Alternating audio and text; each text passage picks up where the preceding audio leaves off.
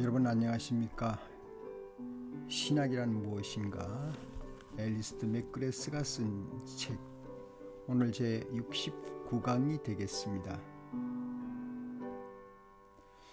오늘 주제는 성례제는 과연 얼마나 그 효력을 발휘할 수 있을까 하는 문제를 여러분하고 한번 상고해 보도록 하십시다.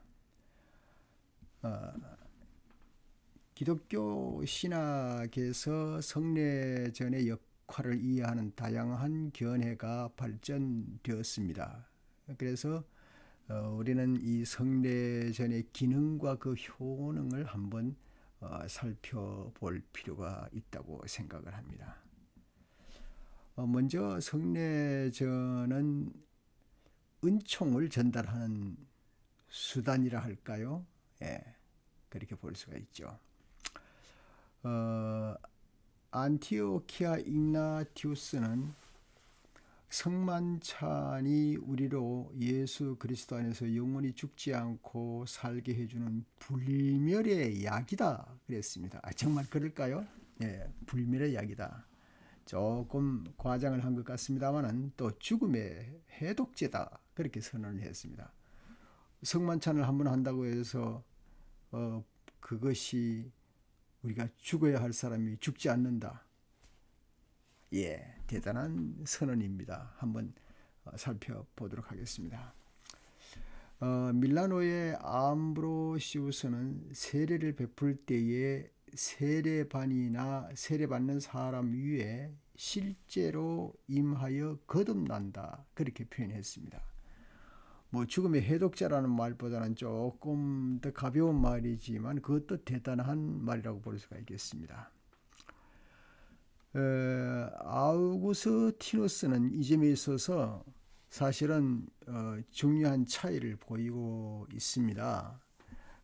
그는 성례전과 그 성례전의 능력을 구분을 합니다.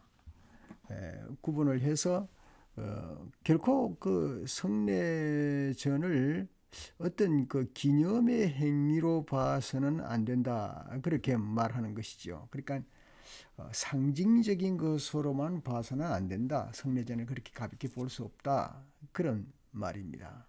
그래서 구분을 하는데 그 기능과 그 은총의 효과가 크다라는 것을 말하고 있죠. 그 이후에 이제 둔스 스코투스는 1266년에서 1308년의 사람인데 성례전의 은총을 일으킨다고 한 말은 옳지 않다.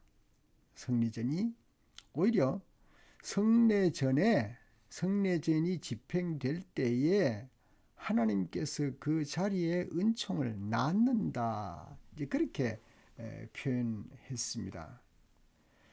아우구스티누스는 그 세례가 거듭남에 대한 그 외적인 표징에 불과하는 것, 그 용납하지 않았습니다.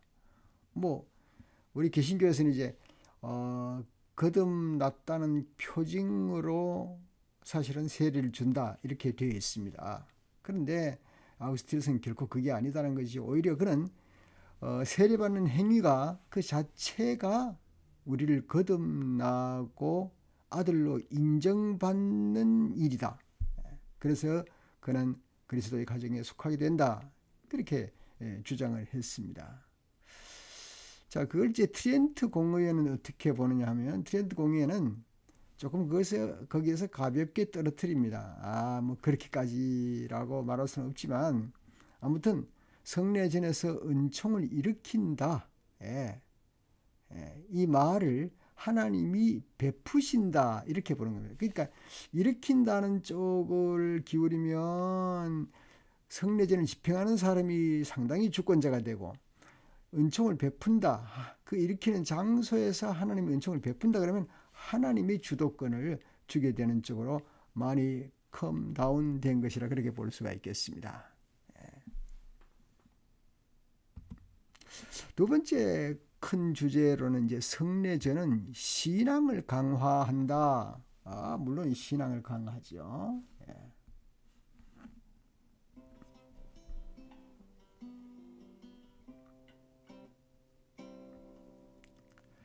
제2차 바티칸 공의회는 성례전이 은총을 전해주며 그에 대해서 성례전을 거행하는 바로 그 행위가 신자들로 하여금 은총을 알차게 받고 하나님을 바로 예배하며 사랑을 실천하도록 도와주는 그런 효과적인 준비를 갖추게 된다. 그렇게 말했습니다. 이 견해는 특히 16세기 종교개혁에서 두드러졌는데요. 먼저 개신교 사상가들은 신뢰라는 개념을 상당히 중요하게 여겼습니다. 우리는 이제 그 believe 이전에 trust, 그러니까 믿음이라는 것 이전에는 신뢰가 앞서야 믿음이 있다, 그렇게 보는 거잖아요. 그게 이제 준한 건데요.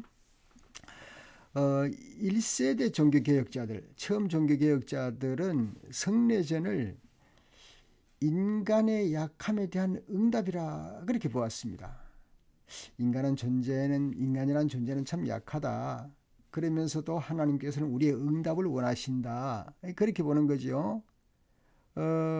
그래서 하나님께서 이제 그 자비로운 은총을 나타내는 가시적이고 구체적인 표징들로 당신의 마음을 주셨습니다. 그러나 당신의 말씀을 우리에게 주셨지만은 사실은 그 말씀만으로 살아가기가 쉽지 않다는 거죠.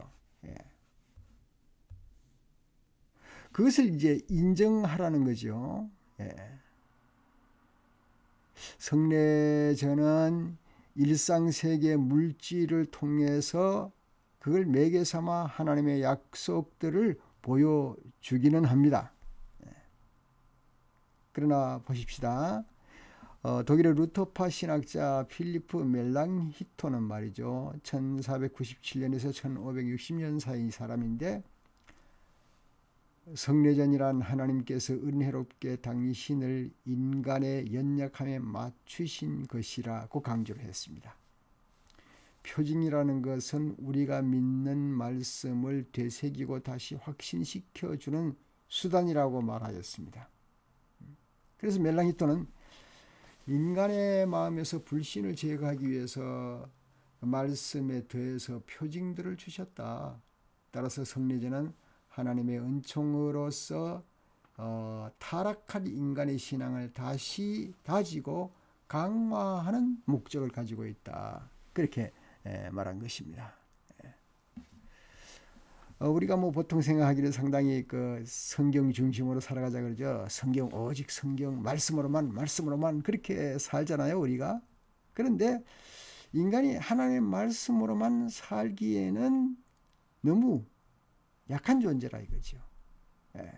그래서 하나님께 우리가 응답을 해 드리려고 하면은 미약하고 연약해서 어떤 표징을 가질 필요가 있다는 것이죠. 그래서 우리는 때로는 이제 십자가를 손에 잡기도 하고 십자가를 바라보기도 하고 또 교회 성전 앞에 가서 조용히 자신을 돌아보기도 하고 뭐 그런 표징 앞에서 우리가 다시 한번 내 마음의 신앙의 강화가 된 그런 경험이 많이 있지 않습니까? 예, 멜랑히토는 인간의 마음에서 불신을 제거하기 위해서 말씀에 더해서 표징을 주셨다. 따라서 성례전은 하나님의 은총으로서 타락한 인간의 신앙을 다시 다지고 그런 강화한 목적을 가진 것이다. 그렇게 말하고 루터는 보증이라는 말을 사용했습니다. 예. 루터는 보증이라는 말을 사용해서 떡과 포도주는 하나님께서 하신 죄 용서의 약속이 사실임을 우리에게 거듭 확인시켜 주고 우리가 그 약속을 쉽게 받아들이게 해주고 나아가서 확고하게 붙잡도록 해 주는 것이다. 그렇게 말씀을 했습니다.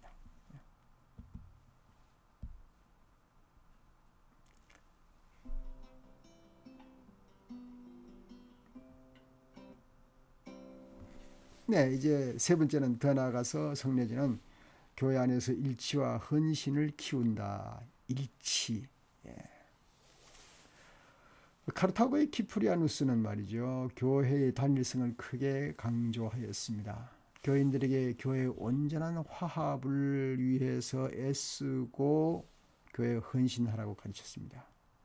여기에서 이제 이어받아서 아우구스티누스는 모든 구성원이 함께 참여하면서 단일성을 가지기 위해서는 증명해 보일 수 있는 무엇인가가 필요하다. 그것은 바로 성례전이다. 그렇게 주장을 했습니다. 예. 루터도 마찬가지로 이제 그 성례전의 핵심 기능이 신자들에게 그들이 그리스도의 참된 구성원이며 하나님 나라의 상속자라는 사실을 재차 확인시켜 주는 것이라고 주장을 했습니다.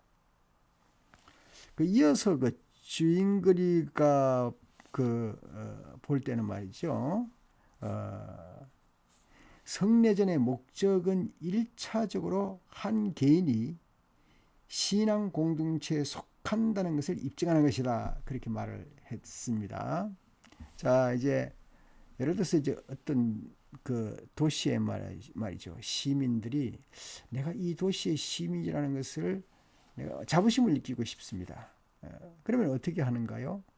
뭐 시민권을 뭐 만들어 준다든가, 아니면 이제 어떤 그 도시가 가지고 있는 슬로건이 있는가? 뭐 슬로건이 뭐 좋아요, 뭐 아니면 우리는 힘이 있어요, 뭐 이 지역은 행복해요, 뭐 그렇게 이제 슬로건을 만들 거 아닙니까? 그런 슬로건을 한다든가, 아니면은 뭐 이제 미국에는 보면 그 자동차 뒤에 이렇게 자동차 번호판을 붙이지 않습니까? 번호판을 붙일 때 항상 그 주가 가지고 있는 특색을 그림으로 깔지 않습니까?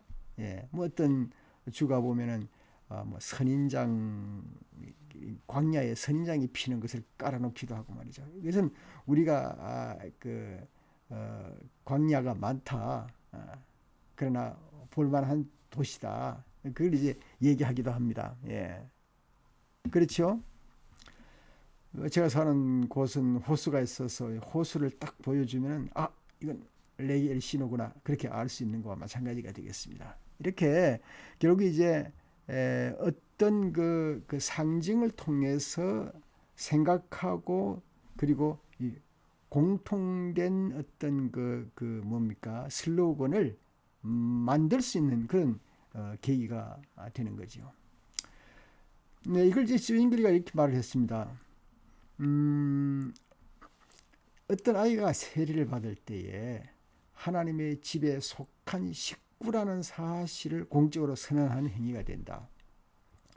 주인그리는 이제 이런 얘기를 했어요. 구약 성경과 신약 성경을 이제 얘기를 했는데, 구약 성경에는 사내아이가 태어나면 일정의 기간을 거치면은 그가 할례를 받지 않는가? 예.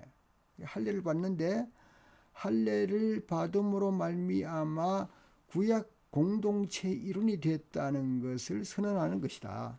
예. 그런 행위다. 그런데 주인글리의 표현으로는 구약 성경은 피를 흘리는 일이라면 신약 성경에서는 피를 흘리지 않기 때문에 더 온건하다, 그렇게 말했고, 두 번째, 뿐만 아니라 구약에서는 남자만 할례를 받지만 신약에 이르러서는 남자와 여자가 모두 받아들이기 때문에 훨씬 더 포괄적이다, 이런 표현을 하게 되었습니다. 그러므로 아이는 일정한 기간을 거쳐서 자신이 기독교의 한 일원이라는 것을 공적으로 참여하는 것이 된다. 그래서 교회 안의 일치와 헌신을 키우게 되는 것이다, 그렇게 말을 하게 되는 거죠. 주인글리는 말이죠.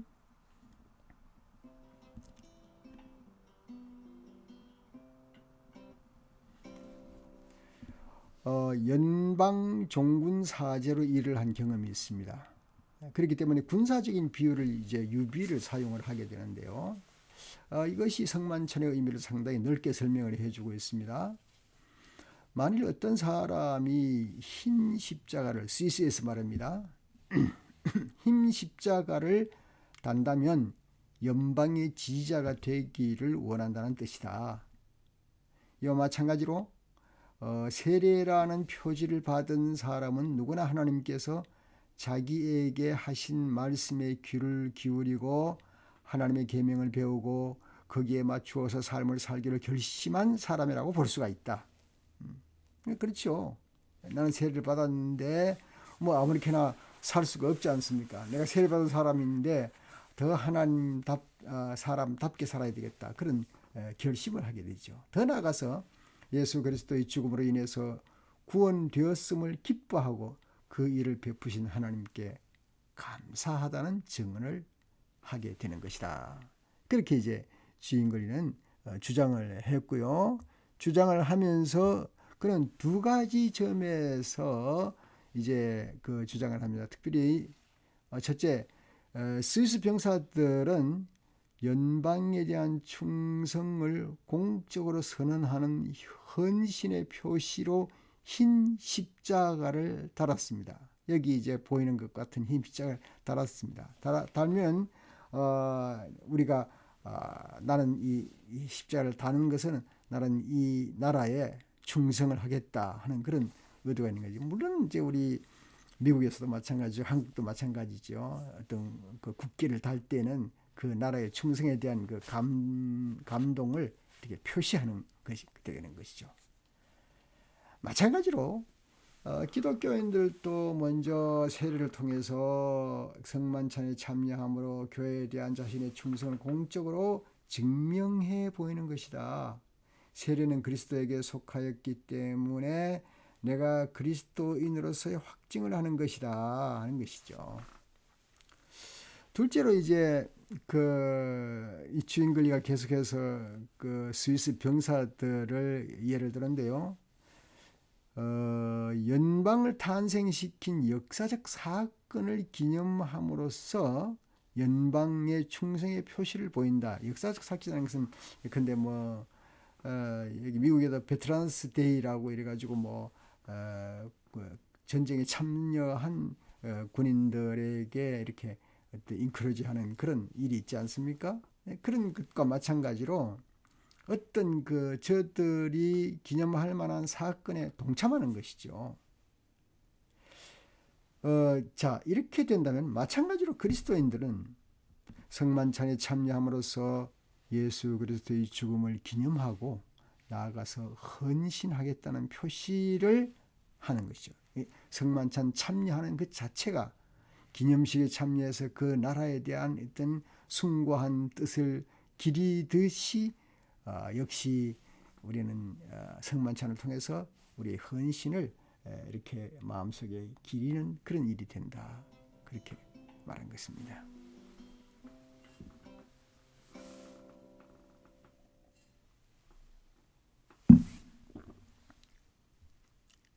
그 다음에 여덟 번째, 네 번째요. 여덟 번째가 아니고 성례전은 우리를 향한 하나님의 약속을 재확증한다. 확증이죠. 종교개혁자들은 하나님의 약속과 그에 대한 인간의 응답으로서 신앙을 특별히 강조하였습니다.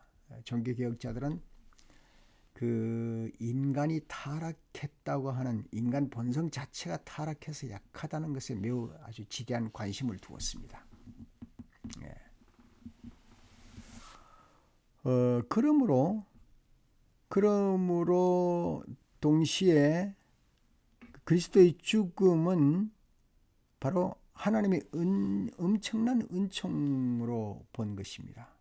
그러기에 여기에 하나님의 그 예수 그리스도의 죽으심이 하나님의 은총이기 때문에 여기에는 무한한 신뢰의 힘을 담을 수가 있다고 본 것입니다. 여기 좀 구체적인 재미난 얘기를 하나 가지고 있는데요. 그것이 이제 유언 문제입니다. 유언, 테스트먼트 이것에 대한 용어를 이제 사용을 하면서 유언을 통해서 우리가 알 수 있는 것이 있지 않는가? 유언은 첫째가 무엇입니까? 유언자의 죽음입니다. 둘째는 재산 상속에 대한 약속입니다. 그리고 상속자까지 말합니다. 예. 어떤 A라는 사람이 죽을 때 나는 내가 죽으면 이것을 상속하겠다. 이것을 누구에게 상속하겠다. 그렇게 하고 죽으면 그 재물이나 그 자산이 그 사람에게 가는 거 아닙니까? 그것이 바로 우리 그리스도인의 삶에 있어서 이 두 가지가 반드시 있는 것이다. 자, 유언자의 죽음은 그리스도께서 이렇게 말씀하신 것으로 우리는 확인할 수 있습니다. 그리스도께서 이것은 너희를 위하여 주는 내 몸이다. 내 피로 세우는 새 언약이니 상속은 죄사함을 얻게 하려고 우리로 하여금 죄사함을 얻게 하려고 내 몸이다 하는 내 몸을 바치셨으니 그러니까 몸이 죽으심으로 말미암아 상속이 백성들에게 넘어가게 된다는 것을 또 이게 누가복음 22장 19절 20절에 보면 너희를 위하여 그랬습니다. 이 몇 가지 예수님이 하신 말씀을 볼 때 분명한 유언이고 그리고 유언을 통해서 내 상속을 주는 대상을 분명히 해두었기 때문에 그러므로 성만찬 예식은 세 가지로 확증을 할 수가 있습니다.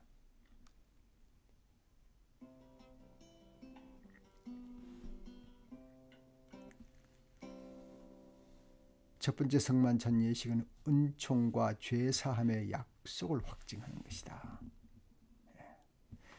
두 번째 성만찬 예식은 그 약속을 받은 사람이 누구인지를 밝혀주는 것이다. 그러므로 성만찬을 할 때에 이 떡과 포도주는 당신을 위해서입니다 라는 말이 필요하죠. 누구인지를 밝혀주니까 이 성만찬의 이 의미는 바로 당신을 위한 것입니다. 그리고 세 번째 성만찬 예식은 그 약속을 한 사람의 죽음을 선언한다. 이 성만찬은 예수 그리스도께서 죽으심으로 말미암아 우리의 죄를 용서하셨다는 확증입니다. 예수님께서 이것을 마지막에 만찬 베푸시고 우리에게 하라고 말씀하셨습니다. 이렇게 성만찬을 우리가 진행하지 않습니까? 따라서 성만찬은 은총과 죄사함의 약속이 지금 현재 이 순간에 성만찬을 맞이하는 이 순간에 효력을 발생한다. 그래서 극적인 선포를 하는 것이라고 볼 수 있습니다. 그러므로 성만찬은 하나님께서 우리에게 하신 죄사함의 약속이고 하나님의 아들의 죽으심으로 확증된 약속이 바로 이 시간 떡을 떼는 순간에 당신에게 이루어진다 하는 것을 선언했고 약속하고 약속을 이루어지는 과정이라고 그렇게 볼 수가 있습니다. 이제 결론을 맺습니다. 그리스도의 이 유언은 사실은 태초부터 하나님의 모든 약속 가운데 예시되어 왔습니다. 이제 하나님께서 유언을 하신 것입니다. 그런데 무엇입니까? 하나님은 인간이 되지 않고는 죽을 수가 없지 않습니까? 따라서 성육신과 그리스도의 죽음이 모두 참으로 귀한 단어인 유산이라는 말 속에 들어있다는 것을 상기해야 할 것입니다. 네. 신학이란 무엇인가 제68강 오늘 이것으로 모두 마치겠습니다. 감사합니다.